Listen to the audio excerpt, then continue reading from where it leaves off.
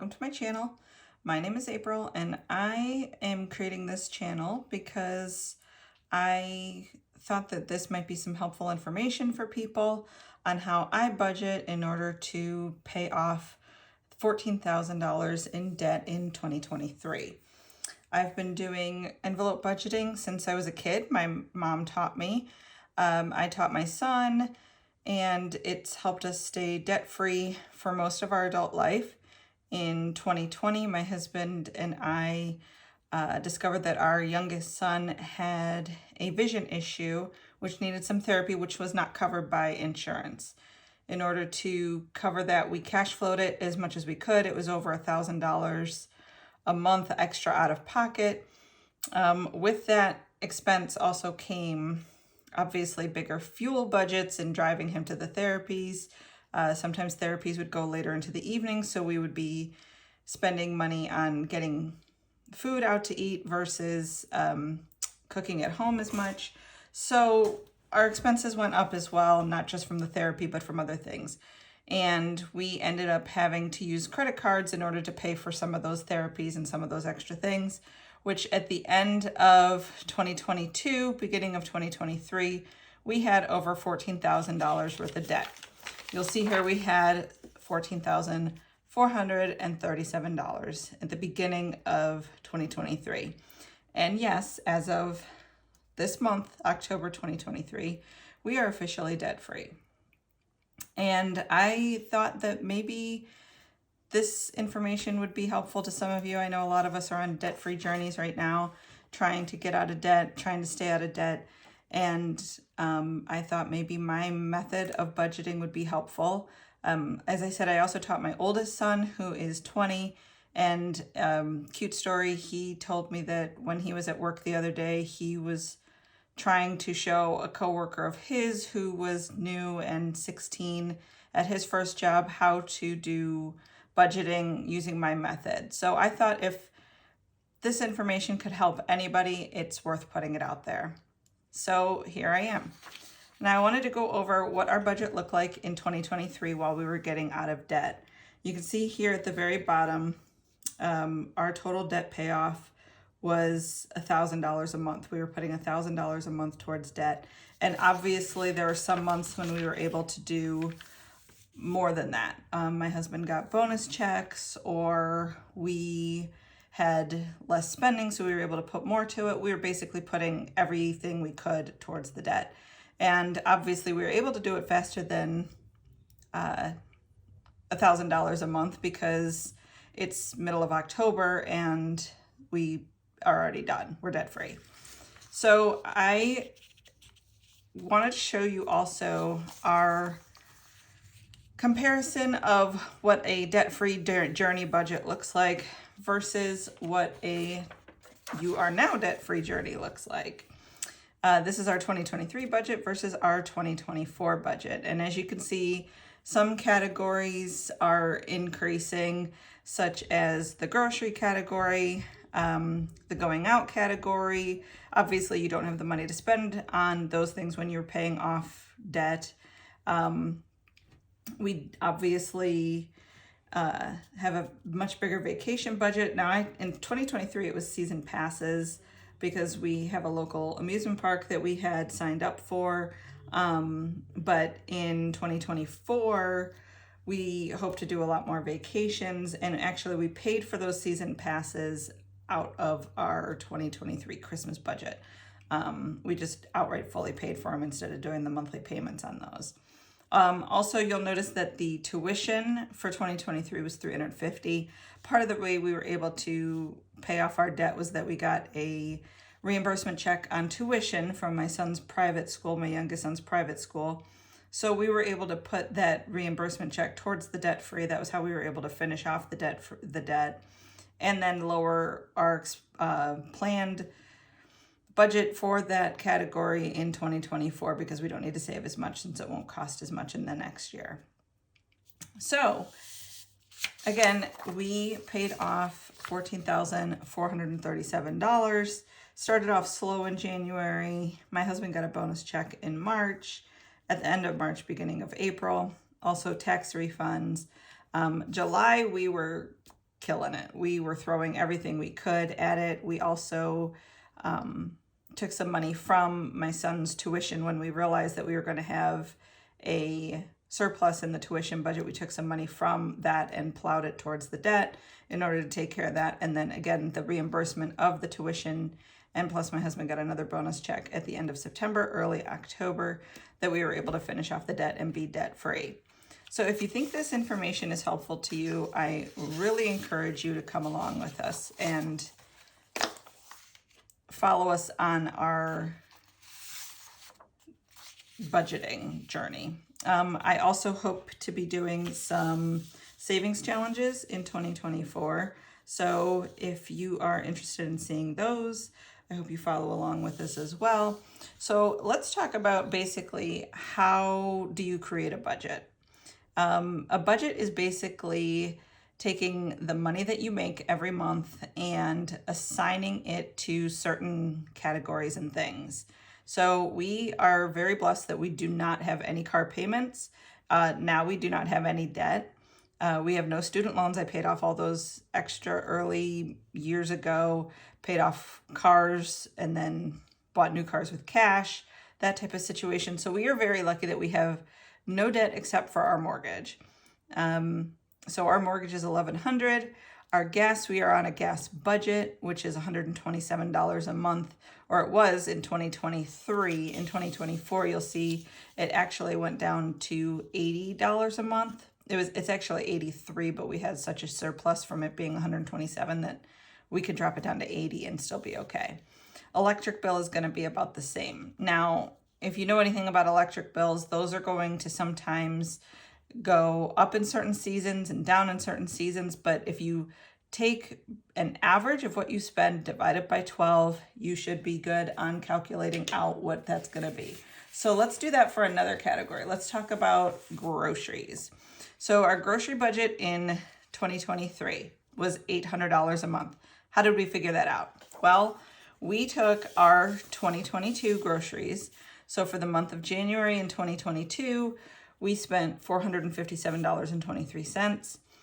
And that was the cheapest month. I believe we were doing like a pantry clean out or like a no spend January that month, to try to not buy anything. We were eating what we had in our deep freezer and in our pantry and everything like that. Now you'll notice so that's the cheapest month. In the summer months, it could go all the way up to $1,300 a month. We have a pool, so we entertain a lot in the summer. So you'll notice any months where it's cold here, pretty much October through May. So any months that's warm, like May, end of May, June, July, August, September, we're usually outside. We're usually having people over. We're usually entertaining out by the pool, cooking outside. So those grocery months have a tendency to go up. So our total is $10,653.97. This is again for 2022. If I divide it by 12 months, we had an average of $887.83 a month. Now I knew for 2023 that our focus was going to be paying off debt. So I wanted to cut back even more from this amount. So when you're calculating out what you want your grocery budget to be, if you do know that you want to focus on paying off debt and cutting back, you can't go from $887 a month to like $400 a month. That's just not going to work. We're a family of 4, so we decided to cut back a little bit and budget only $800 a month. Now you'll notice in the month in 2024, our grocery budget is going up. We plan on going back to entertaining more in the summer again and eating higher quality foods, but also grocery bills have gone up. Grocery costs have gone up. So that amount is increasing for 2024. But it really wasn't that hard to stick to budgeting just the $800 a month in 2023. We were able to stick with this budget. So this is how you calculate these things. You basically take what you spend in a month, add it up, and then average it by the number of months in a year, 12, and that's how you can calculate out how much you're spending. For certain things like Christmas, 2023 and 2020, well, 2023 we budgeted $100 a month. 2024, we're going to budget $150 a month, and I wanted to show you guys how we calculated that amount. Here is what our Christmas 2024 will look like. How we calculated that out is we have 2 kids, $250 per kid. My husband's gift will be about $100. My gift for my husband will be about $100. Our grandparents, my parents, will be about $100 in gifts. My husband's parents will be about $100 in gifts. We have nieces and nephews. We have $20 per kid in that department. Secret Santa that we have a $50 limit on. We host Christmas, so you also want to calculate in your Christmas meal. We could calculate that in with the groceries, but since this is specific for a Christmas meal, I didn't want to average it in with that. I actually just throw it in with Christmas. Teachers, bus drivers, school staff, that's $100.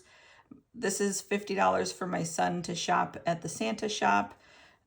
Service worker tips like the mailman, the garbage man, new holiday decor, and holiday family experiences. So when you're calculating a Christmas budget, it's not just buying gifts. You got to really think about all the things that you do at Christmas, buying gift cards for teachers and teacher gifts and, Christmas meals, new decorations, gift wrap, that type of stuff. That'll go also in the decor, gift wrap tape, holiday boxes, that type of stuff. It all goes in there. And then that's how you help figure out what your monthly budget is going to be. Your yearly budget divided by 12 months, $150 a month. Same thing with birthdays. Birthdays, we calculate kid 1 gets $250, kid 2 gets $250, husband gets $100, wife gets $100, the grandparents, aka my husband's parents, my parents, we divide up the $200 between them. Sometimes one might get a $50 gift while the other one gets a $30 gift, vice versa. Nieces and nephews, we still stick to about $20 per person there. And then of course, kids are going to get invited to school parties with school friends and miscellaneous things like that you might get invited to. So we calculate that out to about $180 for the year. So that's $1,200 divided by 12 months, $100. Other categories are a lot easier to calculate out. If you have like tuition here, you take the yearly cost of tuition divided by 12 months. Ours in 2023 was $350 a month, but like I said, we have that surplus, so it's going down. Other things such as home improvement and repairs, that obviously has made an increase in 2024. So again, we can't calculate that out specifically because we don't know what those costs are going to be, but we hope to do some home improvement in 2024, so that budget amount is increasing. We're also increasing our church and charity amount because our church is doing a capital campaign. So we do give through before paychecks or before we get our gross pay or net pay to our retirement accounts and certain investments and charity things and church things. So these are actually just surplus things like weekly church envelopes, if they're having a food drive, that type of thing. The same thing with investments. I consider these more like fun investments. Like we do Stash and Acorns, and we have an account for my son through an investment firm too. So we also have pets.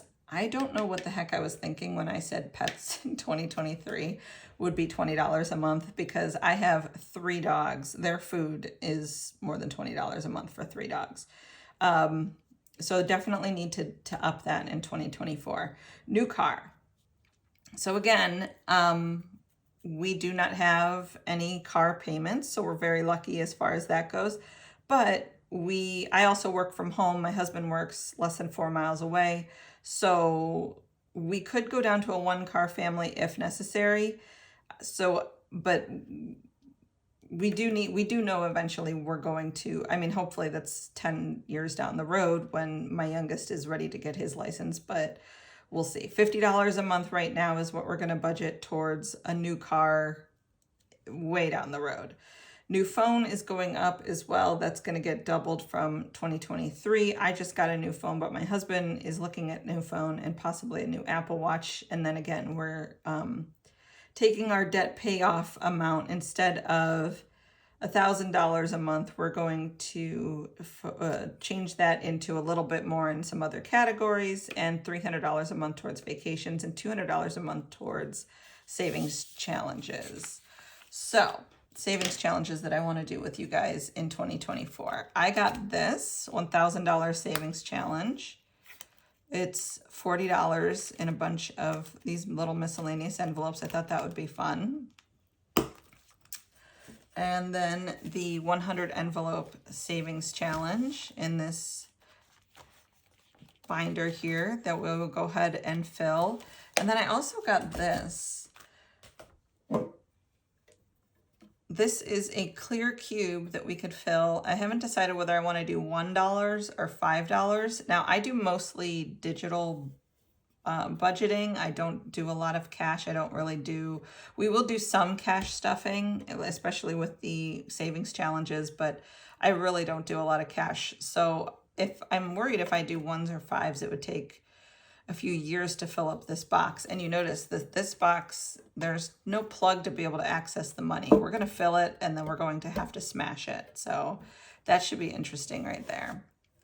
But again, this is my first video. So if you guys have any suggestions on other savings challenges that we should do, I would love to hear it. If you guys have any questions on budgeting, I would love to hear those as well. We mostly do digital budgeting, and I will get into that in the next video, but I wanted to give you guys an overview of our debt-free budget and what that looks like, how I calculate things and what that looks like, and how I was able to get out of $14,437 worth of debt in less than a year. All right, so I hope you guys stay tuned and talk to you soon. Bye-bye.